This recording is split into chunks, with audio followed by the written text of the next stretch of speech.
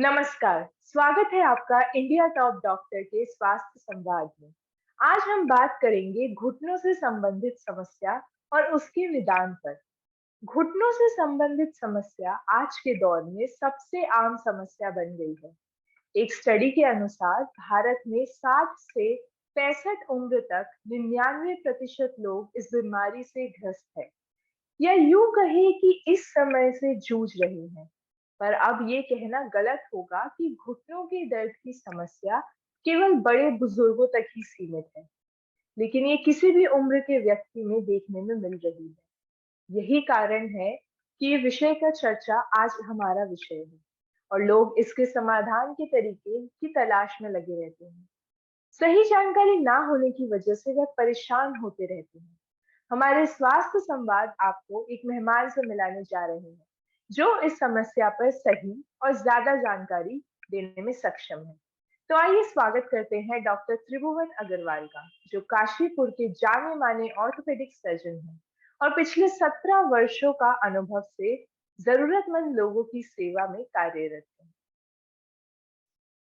नमस्ते सर, स्वागत है आपका इंडिया टॉप डॉक्टर में। नमस्ते मैम, कैसे हैं आप? मैं ठीक हूँ सर, आप कैसे हैं? बहुत बढ़िया हूँ मैं। ठीक है।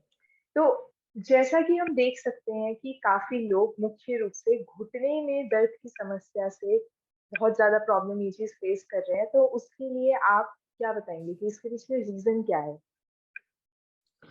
मैडम, सबसे पहले मैं अपना इंट्रोडक्शन देना चाहूँगा। मैं डॉक्टर त्रिभुवन अग्रवाल, स्वास्तिक हॉस्पिटल, मुरादाबाद रोड, काशीपुर, उत्तराखंड से। मैं orthopaedic and joint replacement surgeon हूँ। अब आपने नी रिप्लेसमेंट के बारे में, घुटनों के बारे में बातचीत शुरू करी है, तो मैं बताता हूँ। हमारे घुटने ना एक जैसे किसी भी गाड़ी में टायर होते हैं, उसी तरह घुटने हैं। जब शायद गाड़ी के टायर ही सबसे ज्यादा घिसते हैं, बाकी शॉकर, इंजन सब पे लोड आता है, लेकिन टायर पे सबसे, ऐसे ही हमारे घुटने सबसे ज्यादा एक्सपोज रहते हैं। हमारे घुटने पे सबसे ज्यादा लोड आता है। हम चलते हैं तो सबसे ज्यादा हमारे घुटने ही इस्तेमाल में आते हैं। तो इसीलिए सबसे, आप देखिए, आप किसी भी व्यक्ति से बात कर लीजिए, किसी के भी चोट लगेगी तो सबसे ज्यादा वो घुटने में चोट के बारे में बताएगा। कोई ऐसा व्यक्ति आप नहीं ढूंढ सकते जिसके पूरे लाइफ स्पैन में घुटने में 2-4 बार चोट ना लगे। और घुटना एक हमारा एक कॉम्प्लेक्स जॉइंट है। कॉम्प्लेक्स जॉइंट मतलब उसमें कई सारे लिगामेंट्स हैं, 3 बोन्स हैं। फीमर, थाई बोन उसको फीमर बोलते हैं, लेग बोन उसको टिबिया बोलते हैं, और जो आगे वाली बोन है उसको पटेला बोलते हैं। ये 3 बोन से मिलके घुटने का नी जॉइंट बनता है। और ये सब मिलाकर उस इसमें कई सारे लिगामेंट, ये बोन मॉडल उठाना, कई सारे लिगामेंट्स इसमें अटैच होते हैं। कई सारे लिगामेंट्स जोड़ को उठाओ, ये उठाओ, जल्दी उठाओ। ये जैसे ये देखिए, ये घुटने का मॉडल है। ये देखिए, ये थाई बोन है, इसको फीमर बोलते हैं, इसको टिबिया बोलते हैं जो लेग बोन है। और ये आगे वाली चपनी वाली बोन जिसको नॉर्मली हम पटेला बोलते हैं। और इसके बीच में, जॉइंट के बीच में, मैं खोल के दिखाता हूँ। यहाँ पे कई सारे लिगामेंट्स होते हैं, एसीएल, पीसीएल, मेनिस्कस। इधर इधर मीडियल लेटरल मेनिस्कस है, इधर मीडियल मेनिस्कस है। इधर भी लिगामेंट होते हैं, लेटरल कोलेटरल लिगामेंट, इधर मीडियल कोलेटरल लिगामेंट। इतने सारे जॉइंट्स के चलते ये जॉइंट अपने आप में बड़ा कॉम्प्लेक्स जॉइंट है, और जिसकी वजह से हमारे घुटने में कोई भी छोटी चोट भी बाद में परेशानी करती है। लेकिन और कई सारे और भी फैक्टर्स हैं। जैसे हम इंडियन टॉयलेट का इस्तेमाल करते हैं, हमारे परिवेश में, इंडियन समाज में 50% से ज्यादा पॉपुलेशन इंडियन टॉयलेट का इस्तेमाल बहुत कॉमनली करती है। उन्हें वेस्टर्न टॉयलेट या तो कंफर्टेबल नहीं लगता, या हाइजीनिक नहीं लगता, या सुविधा नहीं है, या इकोनॉमिक रीजंस हैं। There are very many reasons. इसके अलावा सबसे बड़ा एक कॉमन कारण कि लाइफस्टाइल और न्यूट्रिशन है। न्यूट्रिशन, आज आप अपने बुजुर्गों को देखेंगे जो आज की डेट में 70, 75, 80 के, उनके घुटने इतनी जल्दी प्रॉब्लम नहीं करते। हमारे लाइफस्टाइल में, पॉल्यूशन की वजह से, एडल्ट्रेशन की वजह से हमारे घुटनों में बहुत जल्दी ये प्रॉब्लम्स आने लगी है। मैं अपने एक्सपीरियंस में, मुझे 25 साल हो गए, 25 साल में देखता आ रहा हूँ। पहले जो प्रॉब्लम 55-60 ईयर्स की एज में होती थी, आज की डेट में 40-45 ईयर्स की पेशेंट घुटने में दर्द के लिए कंप्लेंट करने आ जाते हैं। सीढ़ी चढ़ने उतरने में दर्द होता है पेशेंट को। और पेशेंट का न्यूट्रिशन बहुत इंपॉर्टेंट है। पेशेंट अपने लाइफ पे फोकस नहीं करता, अपने को टाइम नहीं देता, अपने अपनी बॉडी के लिए एक्सरसाइज नहीं करता, न्यूट्रिशियस चीज नहीं खाता। आज की डेट में पैक्ड फूड्स या फास्ट फूड खाने में बहुत कॉमनली पेशेंट विश्वास करता है। और तो ये सारे कारण हैं जिसकी वजह से पेशेंट के घुटने, और हमारे हमारे समाज में क्रॉस लेग सिटिंग, हम मंदिर में बैठते हैं, पालथी मार के बैठते हैं, तो उसकी वजह से भी जल्दी हमारे घुटने का वियर एंड टियर होता है। या हमारे फेलो जो कुलीग्स हैं, मतलब कुछ बहुत सारे समाज में जैसे जो घुटना नी बैंड करके पोछा लगाती हैं लेडीज घर में, उससे बहुत होता है। या फिर नमाज पढ़ते हैं मुस्लिम भाई लोग, उनके भी ये बहुत कॉमन होता है। लेकिन सबसे बड़ा कारण जो आज की डेट में जल्दी दिखाई देने लगा है वो है लाइफस्टाइल और न्यूट्रिशन, जिसकी वजह से बहुत कॉमनली पेशेंट्स आने लगे हैं जल्दी। तो डॉक्टर साहब, एक स्टडी के अनुसार लोगों ने नी रिप्लेसमेंट या घुटने के ऑपरेशन के रिलेटेड उनको ज्यादा नॉलेज नहीं है। इस कारण से वो थोड़ा सा ऑपरेशन कराने से थोड़ा पीछे भी हटते हैं। तो आप हमारे दर्शकों को नी रिप्लेसमेंट सर्जरी के बारे में थोड़ा बताइए। नी रिप्लेसमेंट बेसिकली क्या होता है, आप ये समझिए, जैसे मैं ये इस मॉडल को दिखा रहा था, ये हमारा एक अलाइनमेंट होता है। ऊपर ये थाई बोन जिसको मैं फीमर बता रहा हूँ, ये लेग बोन इसको टिबिया, इनका एक अलाइनमेंट होता है बॉडी में। नॉर्मली स्ट्रेट नहीं होता, अलाइनमेंट होता है, थोड़ा डिग्री एंगल पे होता है। अगर जो सबसे कॉमन है, अंदर की साइड का जॉइंट जिसको मीडियल साइड बोलते हैं, मीडियल साइड का जॉइंट ज्यादा घिस जाता है, डिफरेंट घिसता है, मतलब इधर ज्यादा घिसेगा इधर कम घिसेगा, उसकी वजह से घुटने का अलाइनमेंट बिगड़ जाता है और पैर टेढ़ा हो जाता है, जिसको हमारी लैंग्वेज में जीनू बेलगम या जीनू वेरस बोलते हैं। बेलगम में मीन्स बाहर की तरफ टेढ़ा होना, और वेरस मीन्स अंदर की तरफ टेढ़ा होना, जिसकी वजह से पेशेंट का अलाइनमेंट बिगड़ जाता है और पेशेंट को चलने में असुविधा होती है। और पेशेंट, आप जाहिर सी बात है, किसी भी गाड़ी में तो व्हील बैलेंसिंग, व्हील अलाइनमेंट होता है, ऐसे ही घुटने का भी बैलेंसिंग अलाइनमेंट बिगड़ जाएगा तो चलने में दिक्कत होगी, पेन होगा, तकलीफ होगा। तो इसमें हम नी रिप्लेसमेंट की सलाह देते हैं। नी रिप्लेसमेंट में पेशेंट को दो तरीके से नी रिप्लेसमेंट किया जाता है, पार्शियल नी रिप्लेसमेंट या टोटल नी रिप्लेसमेंट। पार्शियल में क्या होता है, जैसे शुरुआती स्टेज में पेशेंट यंग एज है या कम एज है, 50 का है, 45 का है, तो हम उसमें टोटल नी रिप्लेसमेंट करते हैं। टोटल नी रिप्लेसमेंट की अपनी एक लाइफ है, नॉर्मली 20 से 25 साल उसकी एक अपनी लाइफ है जो वो लास्ट करेगा। तो अगर हम सपोज 40 से 45 से 50 साल के एज के आदमी का हम टोटल नी रिप्लेसमेंट कर देते हैं, तो उससे 50 65 70 के आसपास फिर से जरूरत पड़ेगी, तो क्या वो बार बार नी रिप्लेसमेंट कराएगा? तो ऐसे में अर्ली यंग एज वालों में, या जिनमें कम डैमेज है, जिनमें एक ही कॉन्डाइल, एक ही साइड डैमेज है, उसमें हम क्या करते हैं, उसमें पार्शियल नी रिप्लेसमेंट करते हैं, या उसको कहते हैं यूनिकॉन्डाइलर नी रिप्लेसमेंट। उसमें एक तरफ का जहां ज्यादा डैमेज है उसमें उतना ही पोर्शन, फीमर की कैप बदल दी जाती है, टिबिया की कैप बदल दी जाती है, और वो फीमर यूनिकॉन्डाइलर नी रिप्लेसमेंट होता है। वो कुछ समय पेशेंट को अपना पोस्टपोन किया जा सकता है, टोटल नी रिप्लेसमेंट पोस्टपोन किया, कई बार पेशेंट को जरूरत ही नहीं पड़ती। और जिनमें ज्यादा सीवियर डैमेज होता है, पूरे जोड़ में डैमेज होता है, उसमें हम टोटल नी रिप्लेसमेंट की सलाह देते हैं। तो ये हुआ डिफरेंस टोटल नी रिप्लेसमेंट और पार्शियल नी रिप्लेसमेंट। तो सर, नी रिप्लेसमेंट की जो जो सर्जरी होती है, जो पूरा ऑपरेशन होता है, लोग कभी-कभी इसको अनदेखा कर देते हैं। तो वो कौन-कौन से लक्षण होते हैं जो लोगों को अनदेखा नहीं करना चाहिए? आप बताइए, कब उनको लगना चाहिए कि हाँ, अब सर्जरी करानी है? देखिए मैडम, इसमें एक बड़ा सीधा सा डिक्टम है, सब सिंपल थ्योरी है कि पेशेंट को अगर अपनी एक्टिविटीज ऑफ डेली लिविंग करने में पेशेंट को प्रॉब्लम होने लगी है, और वो अपने डॉक्टर को जाके मिलता है और डॉक्टर उसका सजेस्ट करता है कि आपको नी रिप्लेसमेंट की आवश्यकता है, तो पेशेंट को इमीडिएटली नी रिप्लेसमेंट के बारे में सोचना चाहिए। क्योंकि होता क्या है, हमारे समाज में हम जब पेशेंट को एडवाइस करते हैं तब पेशेंट तैयार नहीं होता, तब कहता है मैं सोच लूं, विचार लूं, बात कर लूं, सलाह मशवरा कर लूं। ठीक है, इस इन सब चीजों में 2-4 महीना तो आदमी वेट कर सकता है, लेकिन 2-4 साल 10 साल तक वेट करने में डैमेज बढ़ता चला जाता है, रिजल्ट्स भी उतने अच्छे नहीं आ पाते, और पेशेंट के लिए भी दिक्कत हो जाती है।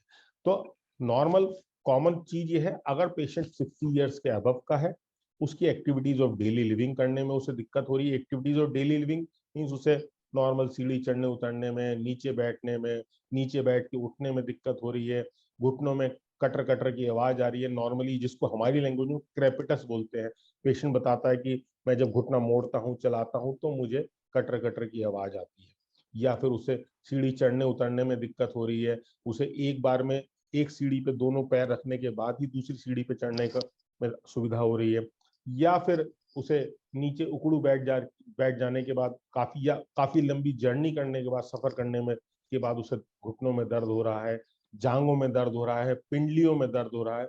ये सब चीजें कॉमन सिम्टम्स हैं जिनको पेशेंट को नजरअंदाज नहीं करना चाहिए और अपने डॉक्टर्स को तुरंत संपर्क करना चाहिए। उनकी सलाह पर अगर आवश्यक है तो एक्सरे कराने की आवश्यकता है, एक्सरे का एडवाइस करते हैं, एक्सरे कराइए। एक्सरे में जैसा भी रिजल्ट आता है, जो आपके डॉक्टर सलाह देते हैं, अगर वो उचित समझते हैं तो आपको जाहिर सी बात है नी रिप्लेसमेंट की सलाह देते हैं।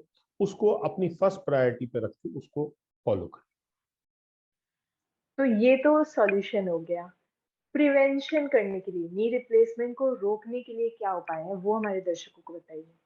नी रिप्लेसमेंट, फिर मैं वहीं पहुंच जाऊंगा। नी रिप्लेसमेंट को प्रिवेंशन में आपको अपना लाइफस्टाइल मॉडिफाई करना होगा।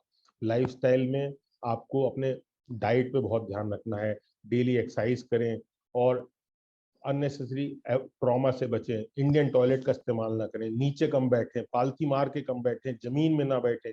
इंडियन टॉयलेट का इस्तेमाल जितना हो सके अवॉइड करें, ठीक है। न्यूट्रिशियस डाइट खाएं। न्यूट्रिशियस डाइट में दूध, दाल, हरी सब्जी, फ्रूट्स, पौष्टिक चीजें, ये सब चीजें ज्यादा मात्रा में खाएं। इनसे हमारे जो घुटनों को पोषण मिलेगा। अभी मैं रिसेंटली, मुझे याद आ रहा है, मेरे पास एक पेशेंट आया था गांव का। वो अपने वो बेड पे भी बैठा था, तो बेड पे भी स्क्वाट करके बैठा था, जैसे हम इंडियन टॉयलेट बैठते हैं। तो वो 70 साल का बुजुर्ग व्यक्ति आराम से बैठा था, उसको कोई दिक्कत नहीं थी, उसको उस बैठने में कंफर्टेबल लग रहा था।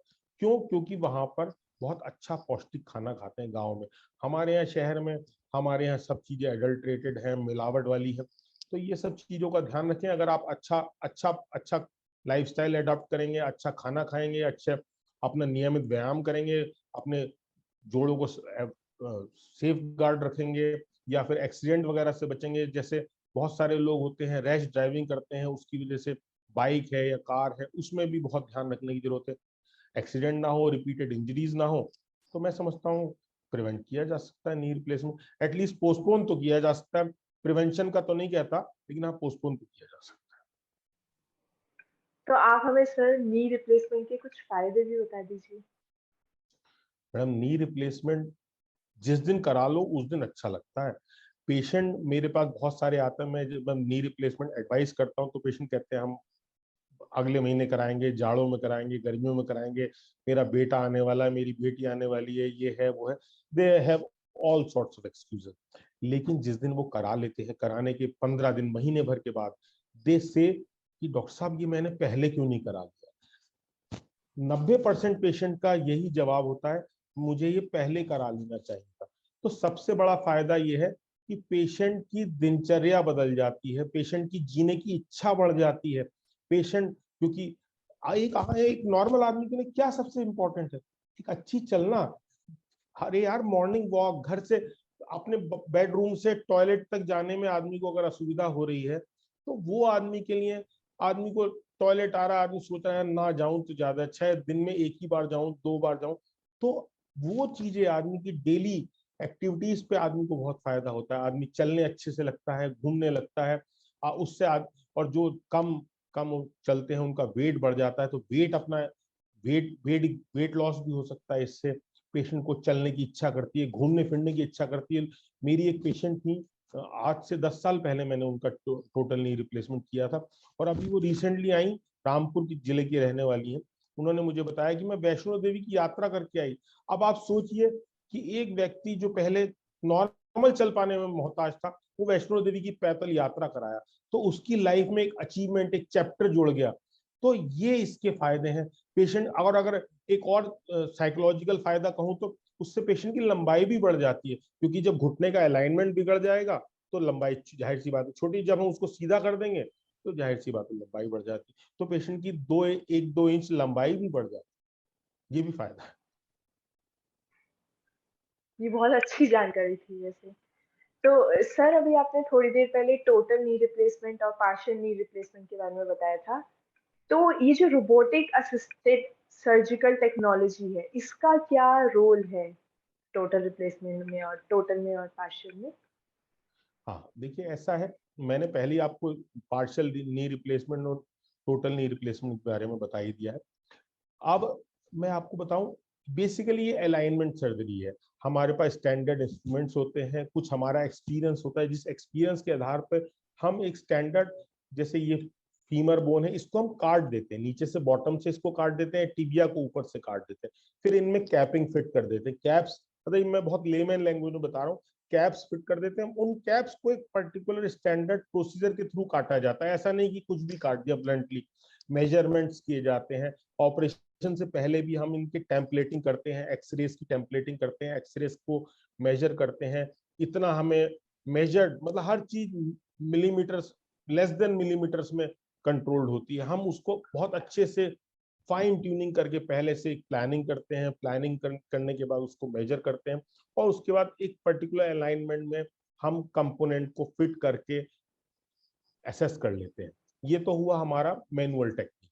लेकिन कंप्यूटर असिस्टेड या रोबोटिक असिस्टेड में क्या होता है, हमने पेशेंट के जो एक्सरेज हैं, उनके पैरामीटर्स हैं, वो कंप्यूटर में फीड कर दिए या रोबोट की मदद से, और वो उसके हिसाब से असेस करके अलाइनमेंट के हिसाब से मार्किंग्स हमें प्रोवाइड कर देते हैं। और उन मार्किंग्स के अकॉर्डिंग हमें कट कट मैनुअली हम ही कर रहे हैं, कट सर्जन ही करेगा, लेकिन उनकी मार्किंग्स जो है वो इजी कर देते हैं। वो अलाइनमेंट हमें रिजल्ट पहले से कंप्यूटर हमें या रोबोटिक असिस्टेड में हमें पहले से पता चल जाता है कि ये रिजल्ट आने वाला है। हमारी मार्किंग्स, मेजरमेंट्स ज्यादा इजी हो जाते हैं, क्योंकि हम ऑन टेबल वहां पर असेस करते हैं कि नहीं इसमें इतना जाएगा फीमर की कैप, नहीं, फिर हम उसको थोड़ा प्लस माइनस करके देखते हैं, प्लस प्लस वाला बढ़िया है, माइनस वाला बढ़िया है। कंप्यूटर असिस्टेड, रोबोटिक असिस्टेड में वो पहले से हमें पैरामीटर डिफाइंड हो जाते हैं, करीब करीब हमारा जॉब भी इजी हो जाता है, पेशेंट के लिए भी रिजल्ट्स ज्यादा बेहतर होते हैं। लेकिन जो एक्सपीरियंस सर्जन है वो रोबोटिक और मैनुअल सर्जरी में दोनों में इक्वल रिजल्ट्स अचीव कर सकते हैं। ये this is all experience based. Means basically जैसे ऐसा समझ लीजिए, घर में दीवार खड़ी होती है ना, तो गुनिया में खड़ी होती है, तो गुनिया है, जितने जितनी अच्छी इसमें आप अलाइनमेंट मिला लोगे, जितना अच्छा आप इसका सूल डोर में खड़ी कर दोगे दीवार, उतना अच्छा रिजल्ट आए। बस दैट इज ऑल। हमारी लैंग्वेज में इसको कहते हैं बैलेंसिंग, नी बैलेंसिंग। हमें ये जो मैंने लिगामेंट्स दिखाए ना, ये लिगामेंट्स को जब हम सर्जरी करते हैं बहुत धीरे धीरे धीरे धीरे फाइन ट्यूनिंग करनी पड़ती है, कि ताकि हमारा बैलेंस, अगर इधर से खुल गया तो दिक्कत, इधर से खुल गया तो दिक्कत, तो इसलिए कहीं भी लूज नहीं होना चाहिए, कहीं भी टाइट नहीं होना चाहिए। ये सब चीजें कंप्यूटर असिस्टेड, रोबोटिक असिस्टेड में हमें प्री प्लान्ड मिलती हैं, तो हमारा जॉब रिलेटिवली इजी हो जाता है और रिजल्ट्स आर बेटर। तो सर, अभी हमें पता है कोरोना के केसेस बढ़ रहे हैं, तो इसमें लोगों के मन में एक डर रहता है कि अगर इस टाइम पे कोई भी सर्जरी कराएंगे तो उससे कोरोना, शायद उस कोरोना होने के चांसेस ज़्यादा हो जाए क्योंकि इम्यूनिटी वीक हो जाती है। तो इस पे आप क्या कहना चाहेंगे? देखिए ऐसा है, कोरोना के केसेस अगर बढ़ रहे हैं और इम्यूनिटी अगर पेशेंट की वीक है, तो जाहिर सी बात है, हम ये इलेक्टिव सर्जरी है, ये इमरजेंसी सर्जरी तो है नहीं कि इमीडिएटली देन एंड देयर करनी है। तो हम इसको कुछ दिनों के लिए पोस्टपोन कर सकते हैं, जब तक पेशेंट कोरोना से सिम्टम से रिकवर नहीं कर जाता, या उसके बाद की पोस्ट कोविड जो सिम्टम्स होते हैं, वीकनेस है, मलेज है, इन सब चीजों से पेशेंट रिकवर नहीं कर जाता। और अगर अदरवाइज हम नॉर्मल प्रोटोकॉल में सारे प्रोटोकॉल्स फॉलो कर रहे हैं, हम पेशेंट को प्री ऑपरेटिवली पूरा वर्कअप कराते हैं, उसका बाकी जो जनरल वर्कअप है वो तो हम हर केस में कराते हैं, लेकिन पिछले दो दो ढाई साल से कोरोना के केसेस की वजह से हम पेशेंट का कोविड टेस्टिंग, आरटीपीसीआर जरूर कराते हैं, चेस्ट एक्सरे कराते हैं, उसकी प्रॉपर चार्टिंग करते हैं, पेशेंट को एडमिट करने के बाद 3-4 दिन ऑब्जर्व करते हैं कि कोई सिम्टम्स तो नहीं आ रहे। कई बार पेशेंट इंक्यूबेशन पीरियड में होता है, तो कई बार हमने आज टेस्टिंग कराई, आज नेगेटिव आई, 3 दिन बाद उसके सिम्टम आ गए, तो 3-4 दिन थोड़ा सा पेशेंट को एक्लेमेटाइज करते हैं हॉस्पिटल में, तब हम करते हैं। और अगर किसी में भी सिम्टम्स आते हैं या आरटीपीसीआर पॉजिटिव आता है, तो हम उसको सर्जरी पोस्टपोन कर सकते हैं। अदरवाइज नॉर्मल केसेस भी हम जो इसके अलावा इमरजेंसी केसेस कर रहे हैं, या फिर नॉर्मल ट्रॉमा के केसेस कर रहे हैं, फ्रैक्चर के केसेस कर रहे हैं, उनमें भी हम रेगुलरली RT-PCR चेक कराते हैं, चेस्ट एक्सरे कराते हैं, पेशेंट को असेस करते हैं, क्लिनिकली ऑब्जर्व करते हैं, सारा प्रोटोकॉल्स फॉलो करते हैं। प्रोटोकॉल्स में किट पहनना, पेशेंट को डिस्टेंस रखना, और इसमें वैसे पेशेंट को एक फायदा भी है टोटल नी रिप्लेसमेंट वाले पेशेंट्स को हम ऑपरेशन के बाद वैसे ही 8 दिन के लिए आइसोलेट करने वाले होते हैं। तो अच्छा है, कोरोना की वजह से आइसोलेशन बढ़ जाता है। पेशेंट को हम सलाह ये भी देते हैं, हॉस्पिटल में तो आइसोलेट हमने कर दिया, लेकिन घर जाके भी आइसोलेशन तुम्हें रखना है।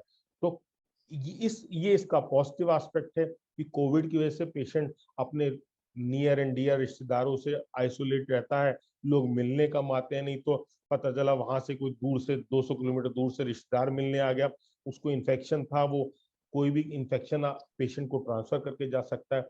हम यहाँ अपने सेटअप में हमारा स्टाफ प्रॉपर्ली किट्स पहनता है, मास्क पहनता है, हमारे ओटी प्रॉपर्ली सैनिटाइज होती है, वार्ड्स रूम्स रेगुलरली सैनिटाइज होते हैं, ओटी का कल्चर हम रेगुलरली लेते रहते हैं।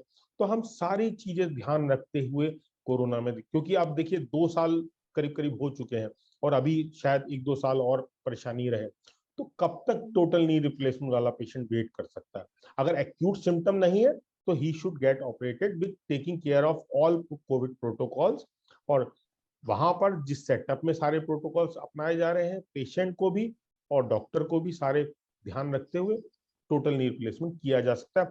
हमने इस लास्ट ईयर 2021 में करीब 14 केसेस टोटल नी रिप्लेसमेंट के किए हैं, और जिनमें किसी में भी कोई प्रॉब्लम नहीं है। सब अप्रैल में भी किया था, जब अप्रैल में सेकेंड वेव पीक पर थी तब भी किया था, तब भी कोई प्रॉब्लम नहीं आई। सारी सेफ्टी गाइडलाइंस के साथ आप करेंगे, कोई प्रॉब्लम। तो सर, हम कोरोना की बात कर रहे हैं, तो कुछ कोरोना के केसेस के लिए आप कुछ व्यूअर्स को टिप्स दे दीजिए, कैसे सेफ रहना है। तो बस सेफ रहने का तो सिंपल फॉर्मूला गवर्नमेंट चिल्ला चिल्ला के थक गई है कि 2 गज दूरी, मास्क है जरूरी, हाथ धोएं, हाथ सैनिटाइज करें, यही सब गाइडलाइंस हैं। और अननेसेसरी घूमे ना, भीड़ वाली जगह पर ना जाएं, लेकिन बस यही गाइडलाइंस है। और अगर जब भी आपको सिम्टम्स खुद को आए या आपके आस पड़ोस में किसी मिलने जुलने वाले को आए, तो तुरंत चेकअप कराएं और अपने आप को क्वारंटीन कर दें, आइसोलेट कर दें, दूसरे दूसरे लोगों से दूर रहें, अपना इन्फेक्शन दूसरों को ना दें, दूसरों से इन्फेक्शन ना लें। यही कॉमन गाइडलाइंस है, ये बहुत सिंपल और इजी गाइडलाइंस है।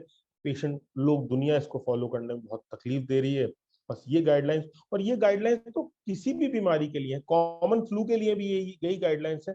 आप ध्यान करो, आप जब छोटे थे, हम जब छोटे थे, तो किसी को घर में खांसी हो जाती थी तो उसे थोड़ा सा दूर कर दिया जाता था ना, या क्लास में स्कूल में बच्चे को अगर किसी को रनिंग नोज होती थी तो टीचर उसे थोड़ा सा और बच्चे से दूर बैठा। तो this is all but we have to do, यही करना है। ये सरकार भी कह रही है, हम भी कह रहे हैं, हम भी एजुकेट कर रहे हैं।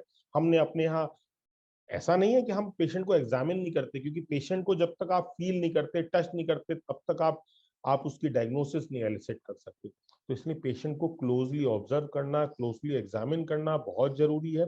लेकिन स्टिल थोड़ा जहां जरूरी है वहां दूरी मेंटेन रखें। बाकी मास्क का प्रयोग करें, मास्क N95 मास्क बहुत इंपॉर्टेंट है, बहुत जरूरी है। और ये सब गाइडलाइंस फॉलो करेंगे तो मैं समझता हूँ हम कोरोना पे जीत हासिल कर सकते हैं। बिल्कुल sir, thank you so much sir, हमें इतनी नॉलेज देने के लिए और एक्चुअली प्रैक्टिकल नॉलेज भी देने के लिए मॉडल के साथ। Thank you so much sir. Okay ma'am, नमस्कार, थैंक यू वेरी मच। अगर आपको भी हड्डियों से संबंधित प्रॉब्लम है, तो आप इंडिया टॉप डॉक्टर की वेबसाइट पर जाकर डॉक्टर त्रिभुवन अग्रवाल के साथ आपकी अपॉइंटमेंट बुक कर सकते हैं। इसी के साथ मैं तानिशी आपसे विदा लेती हूँ। अगली बार फिर हाजिर होंगे एक नए मेहमान के साथ। तब तक के लिए देखते रहिए इंडिया टॉप डॉक्टर।